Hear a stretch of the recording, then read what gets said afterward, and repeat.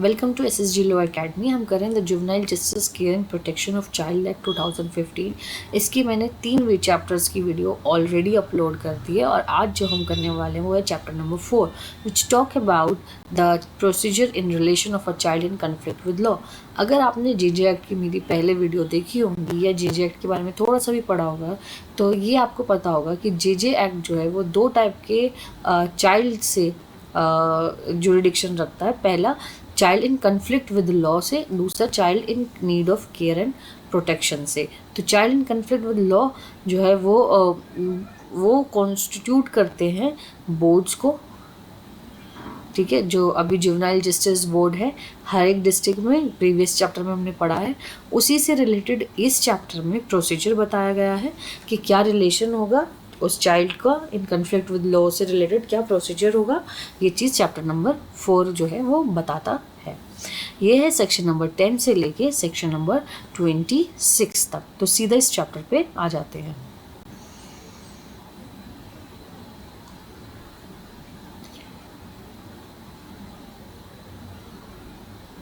Chapter number 4, procedure in relation of children in conflict with law. क्या procedure होगा।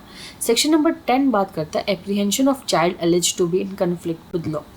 अगर apprehend कि हमें ये लग रहा है कि ये जो चाइल्ड है, child in conflict with law जो है, ये हमारे सामने जो पर्सन आया है वो एक चाइल्ड है, तो अब हम क्या करेंगे। As soon as the child alleged to be in conflict with law is apprehended by the child. चलो मैं एक बार और बताती हूँ। 2 सबसेक्शन 13 में एक डेफिनेशन दी है child in conflict with law की, कि अगर कोई पर्सन है जिसने ऑफेंस कमिट किया है और ऑफेंस वाले दिन वो 18 ईयर्स से कम है, तो वो पर्सन जो है child in conflict with law कहलाया जाएगा।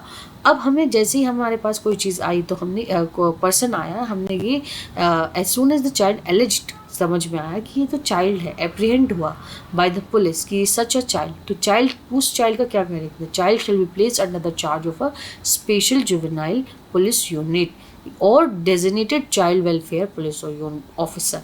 इन दोनों में से किसी के भी अंडर उसे चार्ज कर दिया जाएगा। अब ये दोनों क्या करेंगे। Who shell produce the child before the board without any loss of time but with in the period of 24 hours. वो बोर्ड के सामने उस चाइल्ड को लेके आएंगे, लेकिन कितने टाइम पीरियड के अंदर, विद इन 24 आवर्स। और इस 24 आवर्स में एक्सक्लूड हो जाएगा जो ट्रैवलिंग टाइम है, जर्नी का टाइम एक्सक्लूड हो जाएगा। प्रोवाइडेड ये कहा है कि किसी भी केस में चाइल्ड इन कन्फ्लिक्ट विद जो लॉ जो है वो प्लेस नहीं किया जाएगा पुलिस लॉकअप में या लॉज इन जेल या लॉकअप में उसे नहीं रखा जाएगा।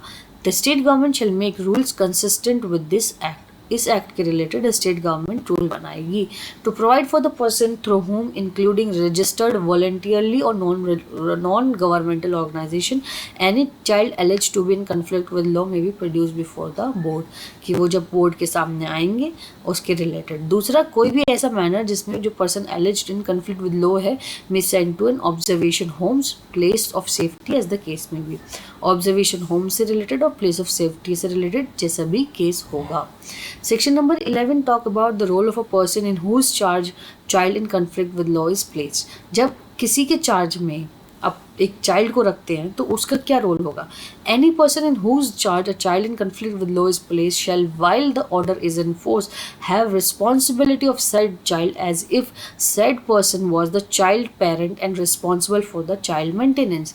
वो ये उसकी सेम रिस्पॉन्सिबिलिटी होगी जैसे कि वो एक चाइल्ड का पेरेंट होता या चाइल्ड की मेंटेन करने के लिए रिस्पॉन्सिबल होता। Provided that the child shall continue in such person's charge for a period stated by the board, notwithstanding that the child is claimed by the parents or any other person, except when the board is of the opinion that the parent or any other person are fit to exercise such charge over such person। अब क्या हुआ कि board ये decide करेगा कि उस child को वो किसके चार्ज में रखे, ठीक है। अब ये है कि पेरेंट भी जो है वो उसको क्लेम कर रहे हैं, तब भी ये बोर्ड देखेगा, बोर्ड ये फाइंड करेगा कि ये पर्सन फिट है कि नहीं, ठीक है। Section number 12, bail to a person who is apparently a child alleged to be in conflict with law. अब बेल देने की बात हुई। When any person who is apparently a child is alleged to have committed a bailable or non-bailable offence, is apprehended or detained by police or appears or brought before a board, such person shall, notwithstanding anything contained in CRPC or in any other law for the time being, be released on bail without or with surety or placed under the supervision of probation officer or under the care as of any fit person. अब 4 circumstances आ गई, जैसे ही bailable offence हो या non bailable offence हो या apprehend हो और police ने उसे अपेयर कर दिया, अब बोर्ड क्या करेगा, बोर्ड उसको बेल देगा। पहली सीन हुआ बेल भी कैसा, विद और विदाउट श्योरिटी दे सकता है। दूसरा सर्कमस्टेंसेज ये है कि उसे प्रोबेशन ऑफिसर के सुपरविजन में रख दे।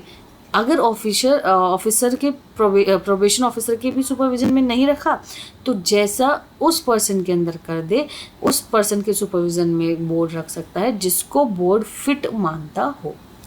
Provided that such person shall not be so released if there appears reasonable ground for believing that the release is likely to bring that child into association with any known criminal or expose the said person to moral, physical, psychological danger, or the person released would defeat the end of justice, and the board shall record the reason for denying the bail and circumstances that lead to such a decision. अगर वो bell नहीं दे रहा है with और without surety तो उस person को किस लिए रख सकता है, अगर ये अपेयर हो रहा हो रीजनेबल ग्राउंड पे, ये अपेयर हो रहा हो कि वो पर्सन जो है वो एक्सपोज हो सकता है किसी क्रिमिनल के लिए, या उसको मॉरल, फिजिकल, साइकोलॉजिकल डेंजर हो, या एंड ऑफ जस्टिस हो रही हो, तो इन ग्राउंड पे बोर्ड जो है वो बेल डिनाई कर सकता है। When such person has been apprehended is not release on bail by the officer in charge of police station, such officer shall cause the person to be kept only in an observation home in such a manner as may be prescribed until the person can be brought before the board। ठीक है, जब तक board के सामने ना आए। तो अब जो कि ऊपर तो यह है कि वो जेल और किसी भी ऐसे उसमें नहीं रखा जाएगा लॉकअप में, तो कहाँ रखा जाएगा, तो उसे ऑब्जर्वेशन होम में रखेंगे। When such person is not released on a bail under subsection 1 by the board, it shall make an order sending him to an observation home or a place of safety as the case may be for such period during the pendency of inquiry regarding the person as may be specified in the order। ठीक है, उस उतने time के लिए place of inquiry या observation, place of safety या observation Holmes के लिए रिलीज मतलब छोड़ देंगे जब तक कि बोर्ड को लगेगा। When child in conflict with law is unable to fulfil the condition of a bail order within a 7 days of the bail order, such person shall produce before the board for modification of the condition of the bail। अगर bell के conditions को fulfil ना कर रहा हो 7 दिन के अंदर तो उसे वापस बोर्ड के सामने रखा जाएगा और फिर बोर्ड क्या करेगी, जो कंडीशन है उसको मॉडिफाई करेगी। सेक्शन नंबर 13, और information to person, to parents, guardian और प्रोबेशन ऑफिसर। प्रोबेशन ऑफिसर को, गार्जियन को या पेरेंट को इंफॉर्मेशन देना। Where a child alleged to be in conflict with law is apprehended, the officer designated as child welfare police officer of the police station और special juvenile police unit to which such child brought shall as soon as the possible after apprehended inform, उसको inform करेंगे किसको, parent को, guardian of the child को, if they can be found directly them to be present at the board before such child is produced। अगर उनको वो ढूंढ सकते हैं तो उनको इन्फॉर्म करेंगे और ये कहेंगे कि आप भी बोर्ड के सामने प्रेजेंट हो। प्रोबेशन ऑफिसर को इन्फॉर्म करेंगे और अगर कोई प्रोबेशन ऑफिसर अवेलेबल नहीं है तो चाइल्ड वेलफेयर ऑफिसर को for preparation and submission with in 2 weeks of the board to the board a social investigation report containing information regarding the antecedents and the family background of the child and other material circumstances likely to be assistance to the board for making the inquiry। तो अगर probation officer है तो उसको, नहीं तो अगर वो नहीं है तो चाइल्ड वेलफेयर ऑफिसर को, ताकि वो 2 दिन के अंदर उनको एक रिपोर्ट दे सके about the background of the child को। Where a child is release on a bail, the probation officer और child welfare officer shall be informed by the board, board को इन्फॉर्म किया जाएगा जब चाइल्ड बेल पे होगा। नहीं, बोर्ड इन्फॉर्म करेगी प्रोबेशन ऑफिसर को या फिर चाइल्ड वेलफेयर ऑफिसर को, जैसा भी सर्कमस्टेंसेज होंगे। Section number 14 talk about the inquiry by the board regarding the child in conflict with law. अगर चाइल्ड कन्फ्लिक्ट विद लॉ है तो उसकी कैसे इंक्वायरी करेंगे। Where child alleged to be in conflict with law is produced before the board shall hold an inquiry in accordance with the provision of this act and may pass such order in relation to such child as may be deem fit under section for 17 or 18. Inquiry under this section shall be complete within a period of 4 months from the date of first production of the child before the board, unless the period is extended for a maximum period of 2 or more months by the board, having regard the circumstances of the case after recording the reason in writing for such extension. Inquiry जो है वो 4 महीने के अंदर करनी है. अगर 4 महीने के अंदर नहीं कर पा रहे हैं तो 2 महीने के लिए भी और एक्सटेंड कर सकते हैं, लेकिन उसको क्या है, सर्कमस्टेंसेस का जो रीजन ऑफ राइटिंग रिकॉर्ड करना पड़ेगा. A preliminary assessment in a case of heinous offence under section 15 shall be disposed of by the board within a period of 3 months from the date of first production. अगर heinous offence है तो preliminary assessment 3 महीने के अंदर अंदर dispose of करना पड़ेगा. If the inquiry by board under subsection 2 for a petty offence remain inconclusive even after the extended period, the proceeding shall be terminated. अगर एक पेटी ऑफेंस है और उसके बाद भी इंक्वायरी इनकन्क्लूसिव रहती है तो वो टर्मिनेट हो जाएगी, अगर 4 महीने के अंदर ऐसा नहीं हुआ है तो.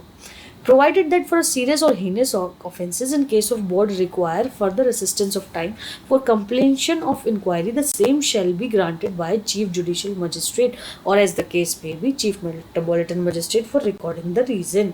परमिशन यहाँ पे चीफ जुडिशियल मजिस्ट्रेट या चीफ मेट्रोपॉलिटन मजिस्ट्रेट से लेनी पड़ेगी और रिकॉर्ड करना पड़ेगा इन राइटिंग.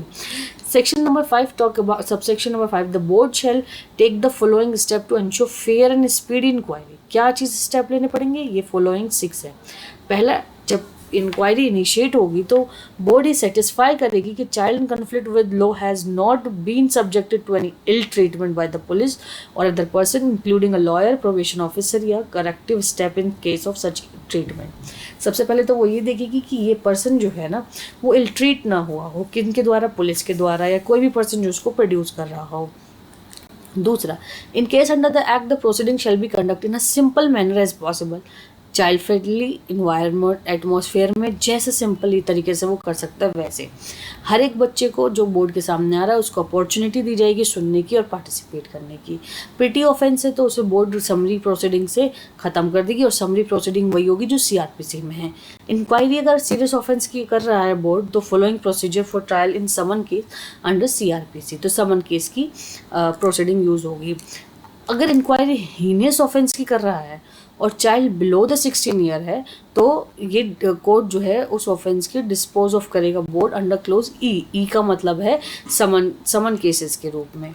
अगर अबव 16 है तो बोर्ड जो है वो डिस्पोज ऑफ करेगा जैसे कि सेक्शन नंबर 15 जो है वो बताता है. अब सेक्शन नंबर 15 पे आ जाते हैं. Preliminary assessment into heinous offence bye the board. अब मैं यहाँ पे बता दूँ हीनियस ऑफेंसेस क्या होते हैं. ये भी हमारी जो डेफिनेशन क्लोज है की वीडियो है उसमें मैंने अच्छे से समझा है, फिर भी मैं यहाँ रिपीट कर रही हूँ. हीनियस ऑफेंसेस वो ऑफेंसेस होते हैं जिसमें पनिशमेंट 7 years या 7 years से ज़्यादा मिलती हो.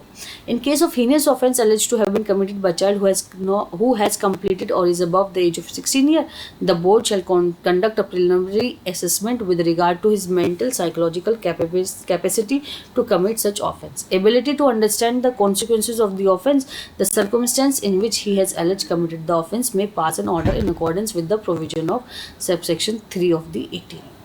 ठीक है, अगर 16 साल से ऊपर है तो वो एक असेसमेंट करेगी उसके मेंटल साइकोलॉजिकल कैपेसिटी को देख के कि उसने ऑफेंस कमिट किया कि नहीं.